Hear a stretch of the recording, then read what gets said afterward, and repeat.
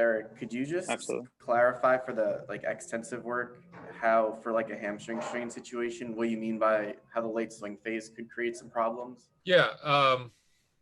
Yeah, like the late swing phase is obviously when, if you lift your knee up and then you put your foot down, the shin swings out, and then, that's why people think they got to grab the ground, but it's just by virtue of the fact that you drive the foot down that the shin's going to swing out and it'll, come underneath, right? So that late swing phase, when you accelerate, when you're in acceleration posture, you don't get to full extension on the late, there's like it shortens the swing for the late swing phase. So you hit the ground with a lot of knee flexion. It usually lands below your hips or behind your hips.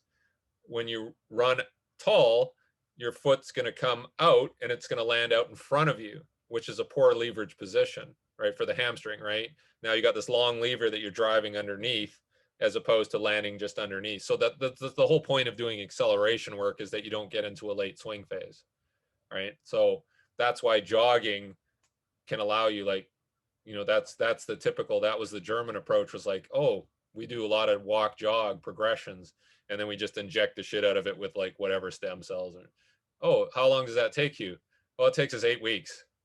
Oh, okay, that's a long time, right? So the players are all depressed. So that's why we got rid of all jogging and just had them accelerate, because it still works, the hamstring, right? Like you can still feel it, and the sensation you get is like it's kind of pulling at it, but it's not disrupting it by any means. But you do a lot of that and you feel like, oh yeah, feels like my hamstrings are working, but not in an unsafe way, right? And then as you go from 10 yards to 15 yards to 20 yards to 30 yards, then it's just a natural progression, a loading progression, right, of shifting to those muscles. So